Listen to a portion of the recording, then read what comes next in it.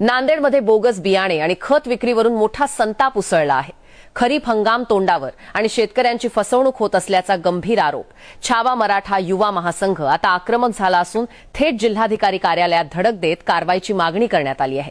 पहा लोकमंच मराठीची ही special report. खरीप हंगाम 2026 सुरू होण्याच्या पार्श्वभूमीवर नांदेड जिल्ह्यात बोगस आणि निकृष्ट दर्जाचे बियाणे व खतांची विक्री होत असल्याचा गंभीर आरोप छावा मराठा युवा महासंघाने केला आहे। संघटनेच्या वतीने जिल्हाधिकारी आणि जिल्हा अधीक्षक कृषी अधिकारी यांना निवेदन देत संबंधित कृषी सेवा केंद्रांवर तात्काळ कारवाई करण्याची मागणी करण्यात आली आहे। संघटनेचे जिल्हाध्यक्ष प्रदीप पाटील हुंबाड आणि उपजिल्हा प्रमुख विक्रम पाटील बामणीकर यांनी आरोप केला की काही कृषी सेवा केंद्र चालक स्वतःच्या आर्थिक फायद्यासाठी शेतकऱ्यांना जादा दराने बियाणे आणि खतांची विक्री करत आहेत। विशेष म्हणजे अनेक ठिकाणी शेतकऱ्यांना पक्की बिलेही दिली जात नसल्याचा गंभीर आरोप करण्यात आला आहे। बोगस आणि भेसळयुक्त बियाण्यांमुळे शेतकऱ्यांचं मोठं आर्थिक नुकसान होत असल्याचं संघटनेनं म्हटलं आहे। शेतकरी कर्ज काढून शेती करतो आणि जर बियाणंच निकृष्ट निघालं तर संपूर्ण हंगाम उद्ध्वस्त होतो, अशी तीव्र प्रतिक्रिया संघटनेच्या पदाधिकाऱ्यांनी व्यक्त केली। या प्रकरणाची तात्काळ चौकशी करून दोषींवर फौजदारी गुन्हे दाखल करावेत, तसेच संबंधित कृषी सेवा केंद्रांचे परवाने रद्द करावेत, अशी मागणी निवेदनातून करण्यात आली आहे। दरम्यान प्रशासनाने तातडीने कारवाई न केल्यास जिल्हाधिकारी कार्यालयासमोर बेमुदत धरणे आंदोलन छेडण्यात येईल, असा इशाराही छावा मराठा युवा महासंघाने दिला आहे। बोगस बियाणे विकून शेतकऱ्यांची लूट सुरू आहे। प्रशासनाने तात्काळ कारवाई केली नाही तर आंदोलन करू। मी विक्रम पाटील बामणीकर, छावा मराठा युवा महासंघ, जिल्हा उपाध्यक्ष नांदेड। आज जिल्हाधिकारी साहेब यांना एक आमच्या संघटनेच्या वतीने निवेदन देण्यात आलं आहे की सध्या खरीप हंगाम हा सध्या चालू आहे।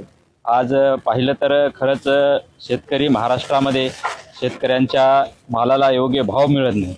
त्या अगोदर आम्ही शेतकऱ्याला जागृत करण्यासाठी आज छावा मराठा युवा महासंघाच्या वतीने जिल्हाधिकारी साहेबांना एक निवेदन दिलं आहे की सध्या बोगस बियाणे आणि खत हे साठवणूक करून त्या मार्फत जादा पैसे घेऊन शेतकऱ्याकडून आर्थिक लूट करत आहेत।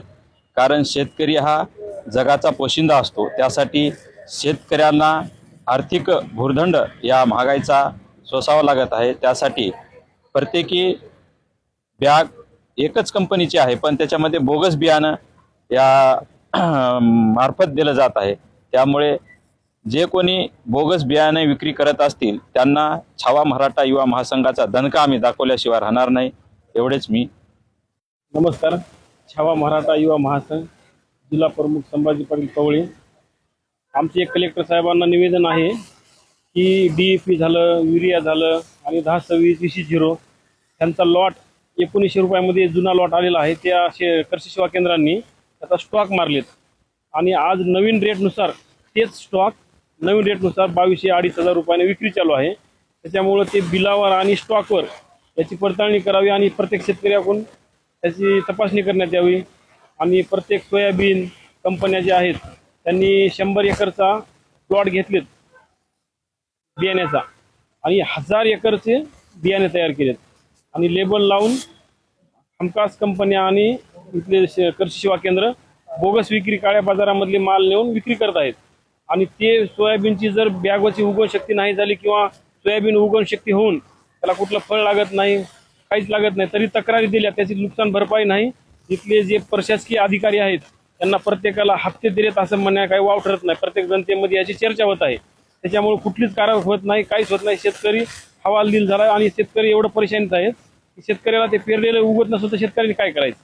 त्याच्यामुळे आम्ही कलेक्टर साहेबाला आमच्या संघटनेच्या वतीनं धनाजीराव पाटील येळकर साहेब आमचे संस्थापक अध्यक्ष आहेत, त्यांच्या मार्गदर्शनाखाली आमची प्रत्येक तालुक्यामध्ये टीम आहे आणि प्रत्येक तालुक्यामध्ये प्रत्येक गावोगावमध्ये आणि कृषी सेवा केंद्रामध्ये आमचे कर्मचारी संघटनेचे कार्यकर्ते प्रत्येक तपासणी करत आहेत। त्याच्यामुळे प्रशासनानं आम्हाला सहकार्य करावं आणि प्रशासन जर सहकार्य करत नसेल तर आम्ही पेरणीच्या पहिला आम्ही मोठं आंदोलन करू आणि उपोषण लावू।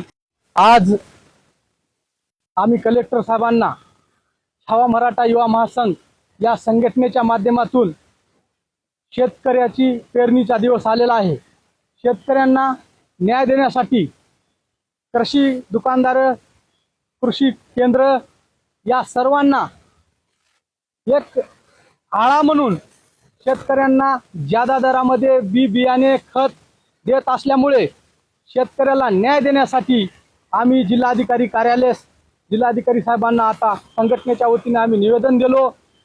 कदाचित एखादी जर कृषी सेवा केंद्र कृषी दुकानदार जर कोणी शेतकऱ्यांना जादा दराच्या पैसे जर घेत असेल तर सर्व नांदेड जिल्ह्यातल्या शेतकऱ्यांना विनंती करतो, आमच्या संघटनेच्या सर्व पदाधिकाऱ्यांना ज्या ज्या ठिकाणी तालुका वाईज पदाधिकारी आहेत त्यांना संपर्क साधून आमच्याकडे निरोप पाठवावे. आम्ही त्या दुकानदारांचा आणि जर कोणते अधिकारी जर त्यांना शेहे देत असतील त्याच्या बुचक्या आवळल्याशिवाय आम्ही गप बसणार नाही.